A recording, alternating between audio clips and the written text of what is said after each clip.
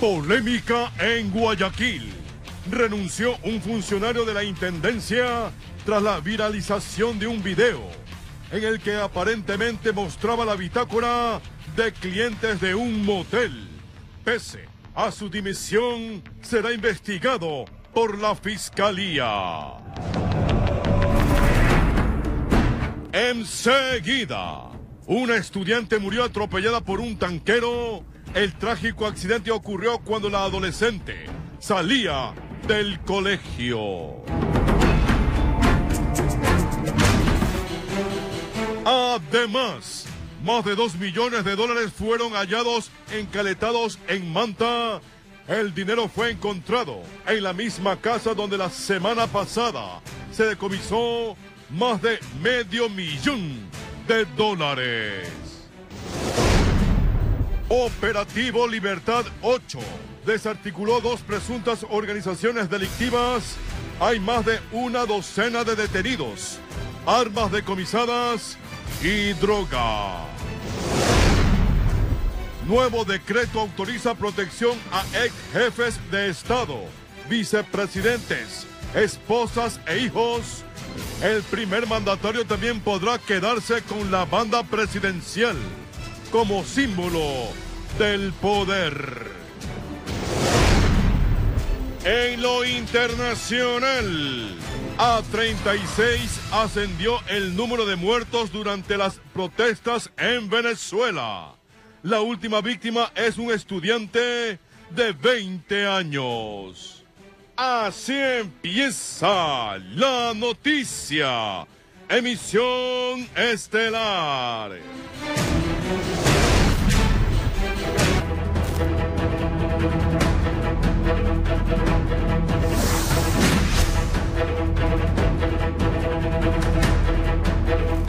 Amigos de todo el país, buenas noches y bienvenidos a su informativo La Noticia, emisión estelar.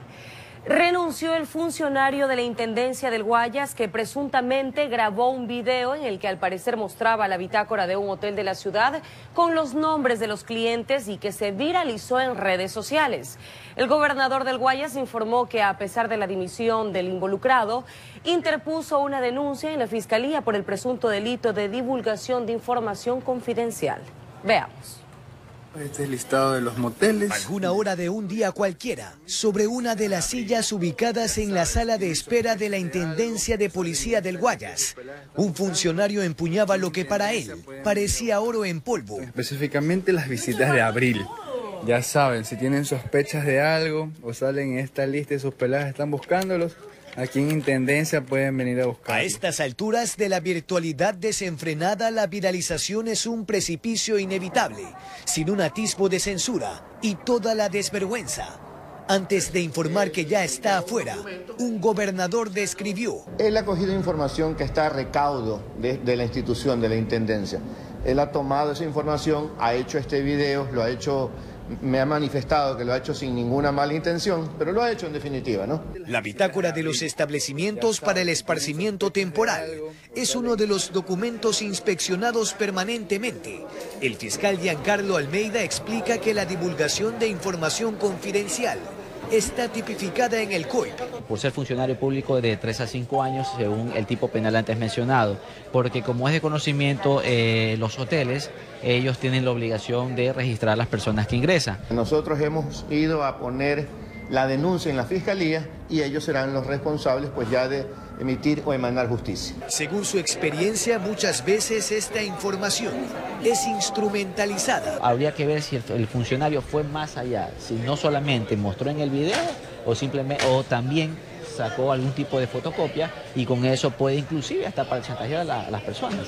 Era un asistente que no tenía más de 2 años en la institución. Perdió el trabajo por una inquietud. Adolescente, a 19 días del cambio. En Alianza País, informó Jorge Escobar.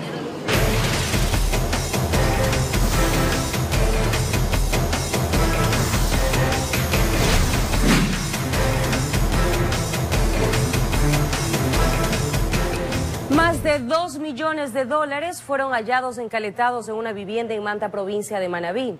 La incautación se realizó como parte del proceso de investigación por el caso Sol Naciente. El dinero fue encontrado en la misma vivienda donde la semana pasada se decomisó más de $500 000. Con equipo especializado, agentes de la UIAN lograron la ubicación de otra caleta con más de $2 millones en una vivienda incautada en Manta como parte del proceso de investigación del caso Sol Naciente. Se encontró en el bien inmueble incautado por la policía este ciudadano Washington P., más conocido como Gerald, la cantidad de $2.086.660, exactamente, que ya fue contabilizado. La caleta tenía 1,5 metros de profundidad por 1 metro de ancho, estaba debajo de los mesones de la cocina.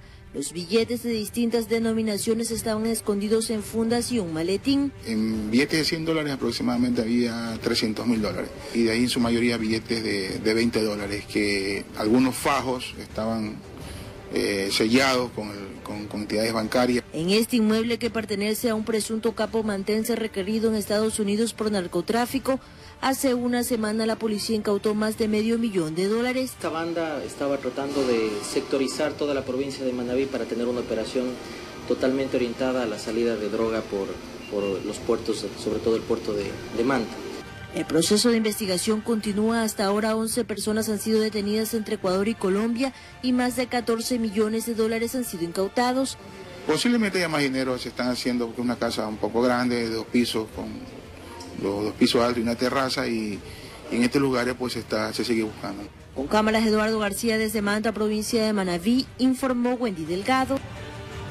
Agentes de la Unidad de Inteligencia Antidelincuencial desarticularon 2 presuntas organizaciones delictivas que operaban en la provincia de Manabí. La Operación Libertad 8 dejó más de una docena de detenidos, armas y droga decomisadas.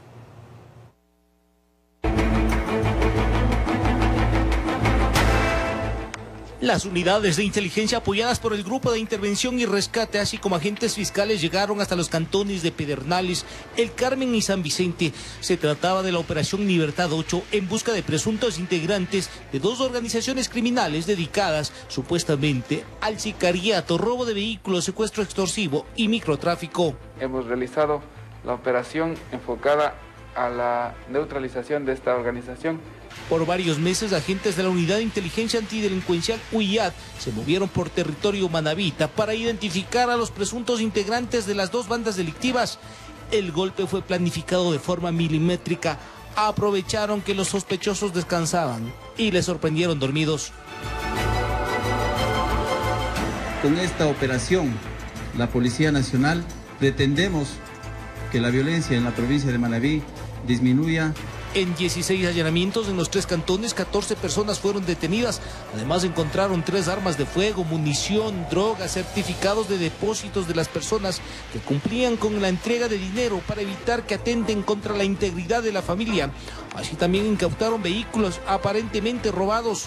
Tenemos varios delincuentes que tienen antecedentes criminales.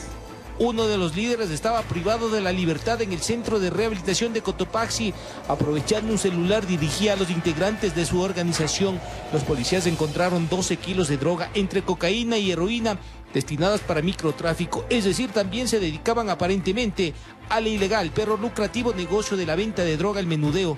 Serían los abastecedores del mercado manabita. Al momento que ellos realizaban mediante violencia asaltos a personas o robo de vehículos, ellos localizaban a sus víctimas, realizaban llamadas extorsivas con el objetivo de, a través del cobro de altas sumas de dinero, reponer o devolver a sus víctimas. Golpes policiales contundentes con resultados efectivos en busca de devolver la tranquilidad a ciertos puntos del país que momentáneamente estaban en poder de bandas criminales que sembraban miedo y temor entre la población. En Quito informó Iván Casamen. Casi 1 tonelada de droga fue decomisada en la parroquia Anconcito del cantón Salinas, en la provincia de Santa Elena. 500 kilos del alcaloide fueron hallados en embarcaciones en el puerto pesquero y otros 300 kilos en una vivienda del sector El Dorado. 23 personas fueron detenidas para investigaciones. Se presume que el alcaloide iba a ser enviado a Centroamérica. De momento se desconoce quiénes serían los propietarios de las embarcaciones en donde se encontró la droga. La policía capturó a 2 presuntos delincuentes que minutos antes habrían ejecutado varios asaltos en el norte de Guayaquil. Según moradores del sector, los sospechosos hacían de las suyas en la zona. Veamos. La captura de estos 2 presuntos antisociales se dio la tarde de este viernes tras una intensa persecución desde el sector de Sauces 2 en el norte de Guayaquil hasta las inmediaciones de las salas de velación de la Junta de Beneficencia en el centro. Se le encontró un arma de fuego, junto a evidencia, teléfonos, alrededor de 5 teléfonos celulares, los cuales no supieron justificar su procedencia. En estas imágenes captadas por una de las cámaras del sistema Ojos de Águila, se ve a los sujetos maniobrando entre los vehículos que circulaban por la avenida Pedro Menéndez mientras huían de los policías. Al llegar a la intersección de la Pedro Menéndez y Democracia, los pillos tomaron la decisión de seguir hacia el centro de la ciudad, consiguiendo con eso sus boletos para unas buenas vacaciones tras las rejas.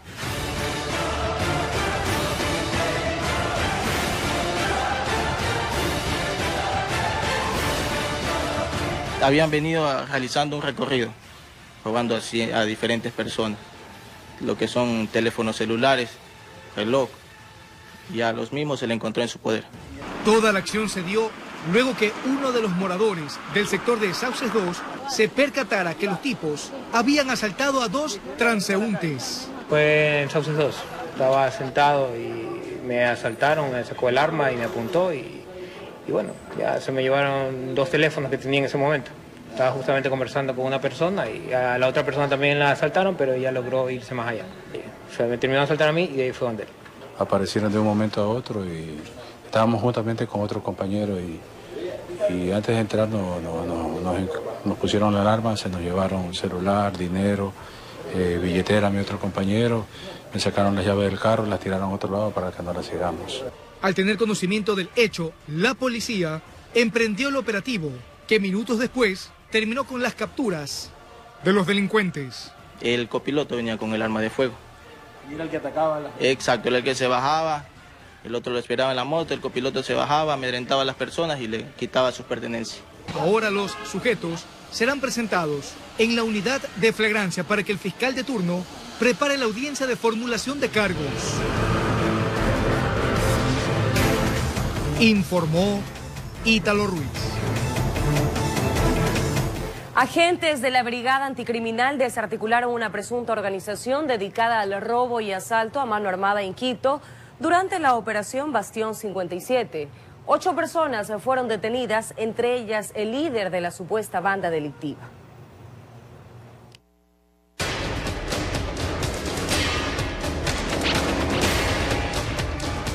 Cayeron cerca de la medianoche. Algunos de los sospechosos fueron sorprendidos cuando paseaban por una de las calles de San Antonio de Pichincha. Al alto policía se quedaron congelados y todos al piso con las manos sobre la cabeza. Esta estructura criminal estaba integrada por su líder, quien en concertación con los integrantes se habían repartido roles y funciones, con lo cual aseguraban el éxito de sus operaciones ilícitas. La indagación aperturada permitió a los agentes de la CIPROVAC llevar en la mano las órdenes de captura. 2 meses de seguimientos y análisis de laboratorio permitieron identificar a los supuestos miembros de la organización criminal dedicada al asalto y robo a mano armada a personas, domicilios y empresas constructoras. Lo cual nos hace presumir que la capacidad operativa de esta estructura criminal tenía como finalidad sustraerse este tipo de bienes de alto valor. Semanas atrás, los supuestos delincuentes ingresaron a una empresa constructora, de donde se llevaron 2 volquetas, concreteras, soldadoras industriales, taladros hidráulicos, compacteras, entre otras herramientas. El robo ascendió a cerca de $500.000. Con armas, sí. El guardia de la bodega manifiesta que fue con armas, que lo intimidaron, amarraron y sustrajeron esa maquinaria. Señora, buenas noches, Policía Nacional. Abra la puerta, por favor, señora. Actuaban de forma violenta. Su centro de operaciones era San Antonio de Pichincha. En 4 allanamientos realizados de forma simultánea, cumplieron con las órdenes de captura emitidas en contra de 8 personas, entre ellas el presunto líder de la organización delictiva. ¿Estas personas serían miembros de una banda que... Sí, una banda. Sí, no solo, sino fuera de la ciudad también. El coronel Ramiro Ortega, jefe de la CIPROVAC, explicó que eran sujetos que cuidaban mucho su rostro para evitar ser identificados. Cuando perpetraban los golpes siempre se cubrían la cara. En uno de los domicilios allanados encontraron un arma de fuego calibre 9 milímetros. Utilizaban pasamontañas, máscaras, guantes. Pero se les acabó la libertad. Tendrán que responder por una serie de robos y asaltos perpetrados en varios puntos de la ciudad, a donde habrían llegado aprovechando especialmente la noche. Con imágenes de Carlos Romero y Roberto Argotti, informó Iván Casamen. El presidente de la República, Rafael Correa, mediante decreto, volvió a autorizar que los expresidentes puedan contar con seguridad personal tras dejar el cargo. Además, extendió el beneficio a hijos y cónyuges. Por otro lado, se dejó sin efecto el decreto que ordenaba que la banda presidencial sea única, con lo que al dejar el cargo el presidente podrá quedarse con este símbolo del poder. Fue en 2010 cuando el presidente de la República firmó el decreto que terminaba con la orden de que expresidentes podían recibir seguridad personal al dejar el cargo. A pocos días de terminar su periodo, el presidente cambió de opinión y se echa para atrás. Con un nuevo decreto ordena que expresidentes reciban seguridad personal. El constitucionalista Rafael Ollarte dice que no es criticable que se haya tomado esa decisión. Lo que se critica es que se legisle con dedicatoria. Tradicionalmente a los ex jefes de Estado también se les otorgaba protección policial. Eso fue así. Y eso ocurre cuando usted cree que va a ser gobernante el resto de su existencia y que por lo tanto puede hacer estas cosas, algunas con dedicatoria como la seguridad y algunas como de las bandas sin pensarlo. En el decreto se extiende además la seguridad a cónyuge e hijos del exmandatario. Y en este punto, Ollarte ve a esta decisión como exagerada, además de que se incurriría en un gasto que el país no esté en condiciones de asumir. Eso ya es una exageración, es decir, vamos a tener que seguir manteniendo la seguridad de los hijos del expresidente, de la cónyuge del expresidente y de quién sabe quién más. Eso ya es inédito. Yo no conozco otros casos en el mundo en que haya que mantener esta clase de seguridad. En otro decreto, el presidente de la República saliente nuevamente se echa para atrás. Esta vez deja sin efecto una decisión tomada en 2007. Hace 10 años, al presidente le parecía mal que los exmandatarios no entreguen la banda presidencial a su sucesor. Por ello, decretó que la banda sería única. Hoy deja sin efecto esa decisión, con lo que el próximo 24 de mayo no tendrá la obligación de dejar la banda presidencial al nuevo mandatario. El constitucionalista asegura que para terminar de raíz con estas decisiones sería necesario que la Asamblea deje sentado en una ley toda esta normativa. Estas decisiones se las toma a pocos días de que Rafael Correa termine su mandato y entregue el poder al electo presidente Lenín Moreno. Informó Javier Gallo. El presidente Rafael Correa, en su visita oficial a Cuba, recibió el doctorado honoris causa por la Universidad de La Habana. En su intervención, el primer mandatario destacó que fue un honor haber servido durante una década el Ecuador y resaltó la política cubana como ejemplo de lucha para alcanzar una sociedad más justa.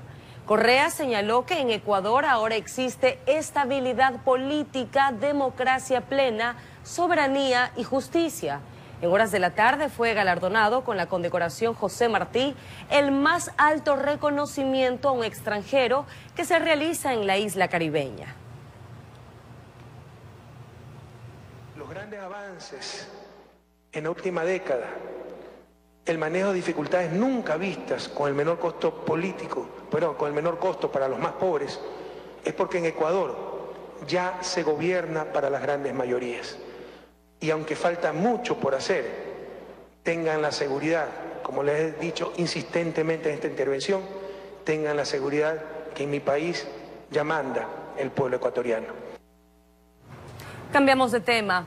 Una persona murió cuando un bus de transporte interprovincial chocó con un camión en la vía Santo Domingo-Quinindé. De momento se investigan las causas del accidente. Julio Benavides, de aproximadamente 45 años, murió en un accidente de tránsito ocurrido en la vía Santo Domingo-Quinindé. Era una persona muy querida por todos los compañeros. Llamamos al 911, reportaron un accidente en la altura de la red estatal 20, kilómetro 152, sentido de la Concordia de Santo Domingo. Resultado una persona fallecida. Un camión y un bus de transporte interprovincial fueron los involucrados en este hecho. y una persona se retiró del lugar del accidente y 2 carros aprehendidos hasta el momento. Personal de la Comisión de Tránsito del Ecuador investigan qué propició este lamentable suceso. Todavía tiene investigaciones posteriores, se le dará más detalle. Entre tanto, en el lugar, los compañeros de trabajo del fallecido manifestaban su pesar por la pérdida de a quien con cariño le decían maestro. Obvio, pues, si es nuestro compañero de años, ¿cómo no vamos a estar apenados? Si era una persona súper chévere. La recomendación es que ande con mucha precaución, ya que estamos en una temporada invernal. Y esa es la recomendación que se le da a los señores conductores, que conduzcan con demasiada precaución y reduzcan la velocidad, los límites de velocidad. El cuerpo fue trasladado al centro forense y los vehículos a los patios de retención. Desde Santo Domingo de los Áchilas informó Gisela Moreira.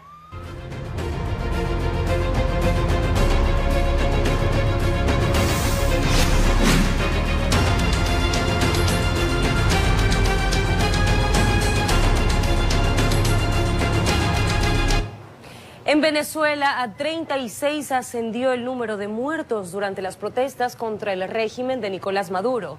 La última víctima es un joven estudiante de apenas 20 años. Murió tras una agonía de 24 horas. El pasado jueves, un grupo de estudiantes bloqueó una carretera en la ciudad de San Diego como parte de las protestas contra el gobierno.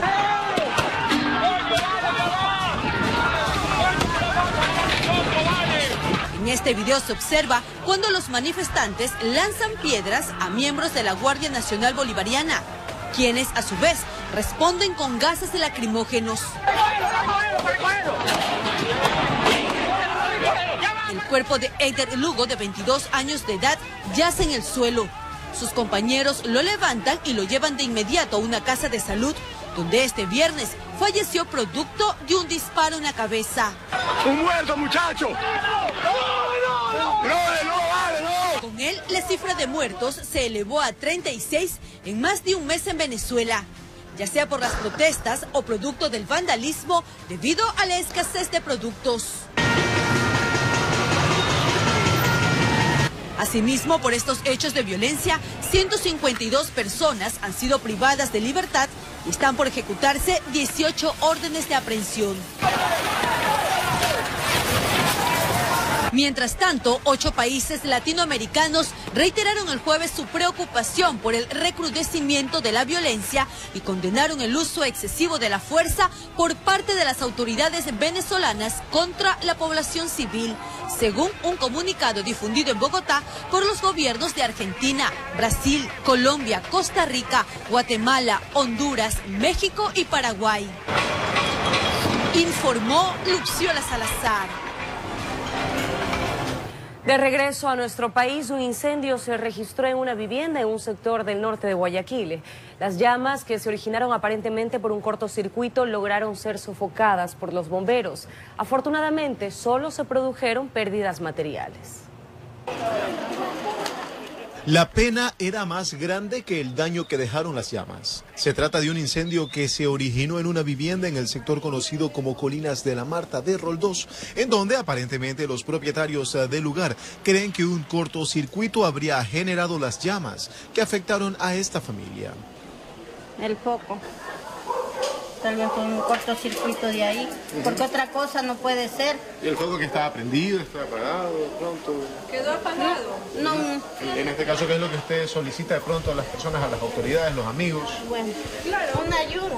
Y ahora se le ha quemado todo, de toda la ropa, todos los colchones. Pudimos ingresar porque si no había sido el desastre peor. O sea, se hubiese prendido el cilindro, logramos sacar el cilindro. Hasta el lugar llegaron varios vehículos de los bomberos. El encargado del operativo dio detalles de la organización que se llevó a cabo para aplacar el incendio.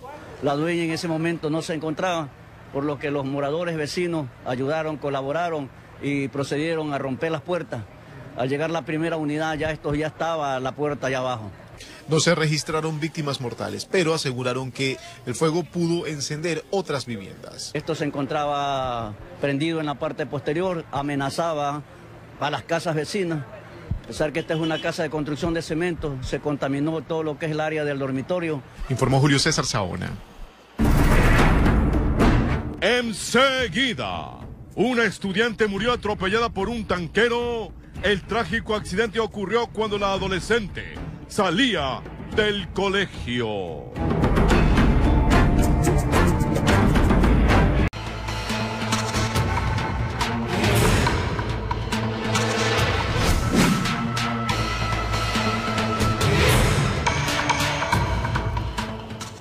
De regreso con un lamentable suceso, una adolescente murió tras ser embestida por un tanquero de combustible en el sector de Pascuales, al noroeste de Guayaquil. El presunto implicado está detenido. Familiares de la fallecida piden justicia. Con el dolor que embarga a sus familiares, se realizó el velatorio del adolescente de 15 años, quien un día antes fue víctima de un accidente de tránsito. Cuando caminaba con un amigo en el sector de Pascuales, a pocas cuadras de su casa, de pronto, un tanquero con combustible que viraba la embistió, según relatan sus familiares. Ella venía fuera de la vereda y el compañero al lado de la vereda. Entonces el carro iba a dar la vuelta y en la cual la cogió fue a ella. Y al chico lo tiró, pero no es que lo tiró lejos. Le había pegado en el pulmón derecho, en el izquierdo, no sé ya, y de ahí que le ha quebrado unas costillitas. De ahí el otro golpe creo que ha sido aquí, la niña de hecho ha muerto. El joven que la acompañaba resultó golpeado. Que ellos venían caminando casi a la vereda, dice, y cuando ellos fue que sintieron fue el golpe. Yo sé que mi hijo pudo haber muerto, gracias a Dios, él está bien, pero igual pasó una tragedia muy grande con la chica. En el lugar de los hechos, algunos testigos relatan lo que vieron. Pasaron, venían. Cuando el tanquero venía así, no se abre para allá el tanquero, sino que se cierra. Y ni pita, no pitó, sino que rotundamente se soplado, le coge la llanta delantera, le coge a la niña, la tiró así patas arriba. No le dio tiempo a la niña, pero ni a pegarse ahí. Se pegó, fue a la vereda y cuando vimos fue el impacto, el chico brincó y la niña quedó aplastada.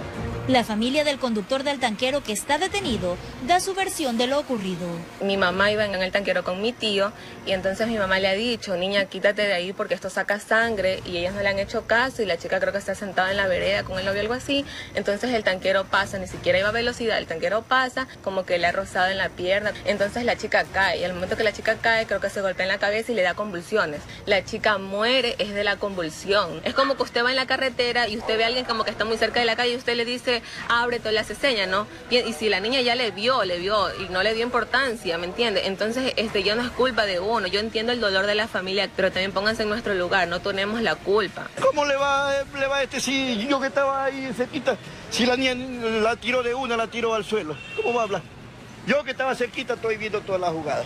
De ahí que ellos han estado sentados ahí, eso es mucha mentira. Y había un señor ahí que le gritaba al señor, para, porque si el carro no hubiera acelerado, no la aplasta. Entre tanto, los allegados de la joven fallecida piden justicia. Porque no quiero que quede en la impunidad, mi hija.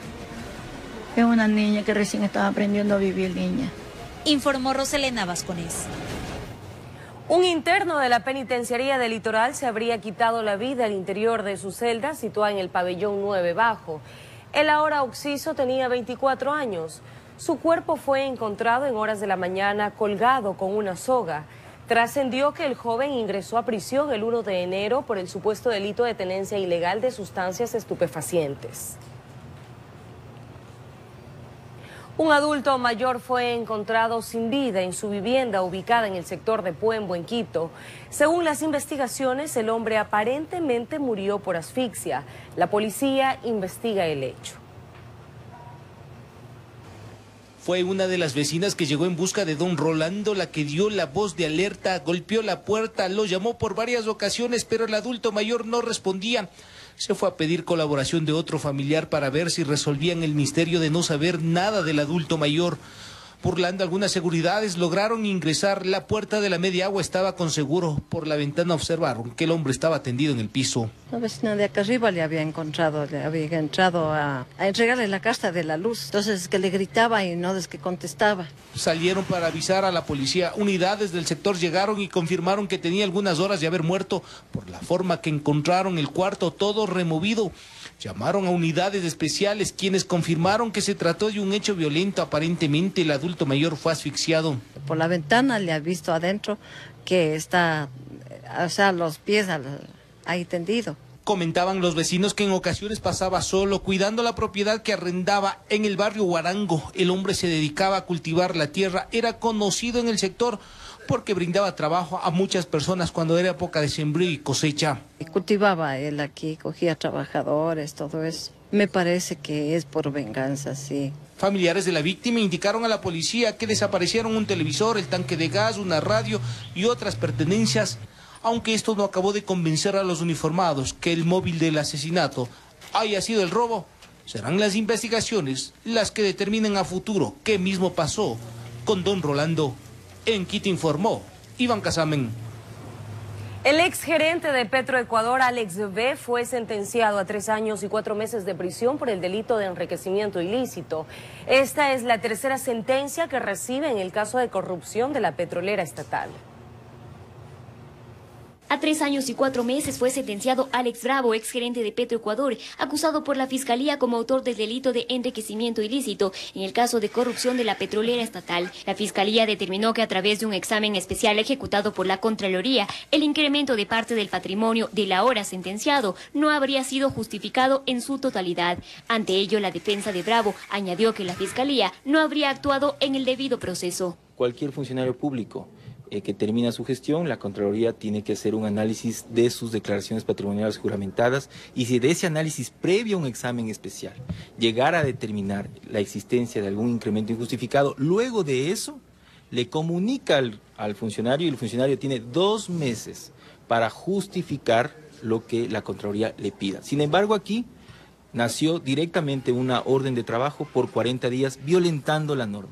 Eso genera que todo lo demás, todo lo que haya ocurrido de ahí en adelante sea nulo o efectivamente nulo, y por lo tanto no debía el tribunal, desde nuestro punto de vista, valorarlo. En base a estos argumentos, indicó que apelarán dicha sentencia. Desde nuestro punto de vista, ni siquiera existía prueba documental que pueda sustentar los bienes que tenía el señor Bravo, los depósitos que ha recibido.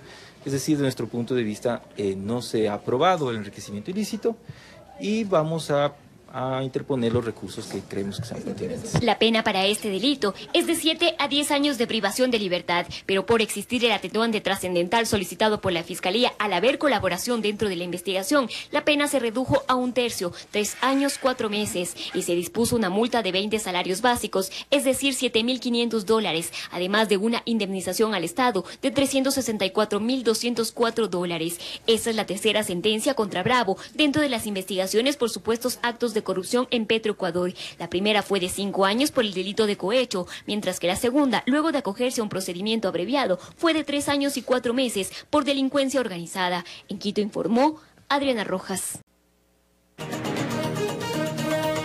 De regreso con más información, amigos. El cantón Pedro Moncayo se encuentra aproximadamente a 50 kilómetros de la ciudad de Quito. Uno de sus principales atractivos turísticos es el Bosque Protector Jerusalén, un paraíso natural de 1.100 hectáreas de bosque seco tropical de altura único en el país y Sudamérica.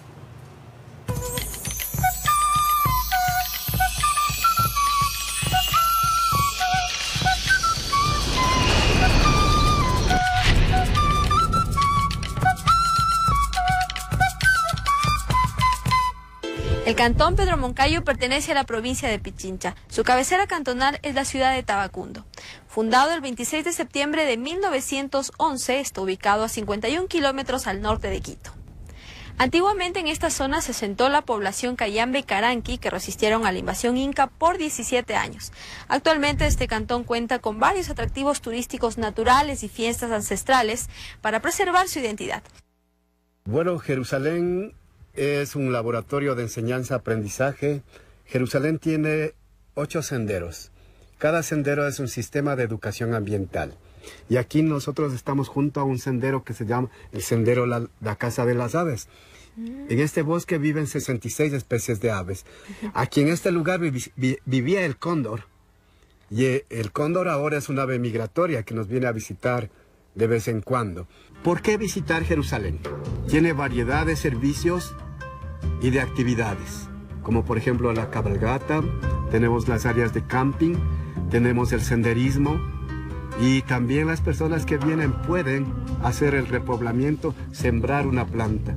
Siempre nuestros ancestros estuvieron acostumbrados a no utilizar químicos. Ellos no sabían, no conocían los nombres que existen. Simplemente conocían pues de los abonos como de los que se producen por la majada del ganado, la majada del cuy, la majada de los conejos, la majada de las gallinas, pollos, etcétera, etcétera. Entonces ellos antiguamente no utilizaban químicos porque primeramente no existían. Entonces, y los productos, lógicamente, no eran tan grandes, tan de color, pero en cambio eran sanos 100%. El Cantón Pedro Moncayo celebra sus fiestas y ritos ancestrales. Juan Cecilio habla de la importancia de estas fiestas. En el año 1984, un grupo de 10 bailadores tabacundeños deciden agruparse y formar los Duros de San Pedro de Tabacundo, en mérito a que el pueblo empezó a empoderarse de esta fiesta de San Pedro desde aproximadamente mediados de la década de 1960. Años atrás se había dado la última edición de la toma de la plaza en Tabacundo, cuando se encontraban Huaraquí con Tupigachi. Y a raíz de la finalización de ese ritual sumamente importante para nuestras comunidades, hubo 1 o 2 años de ausencia de celebraciones.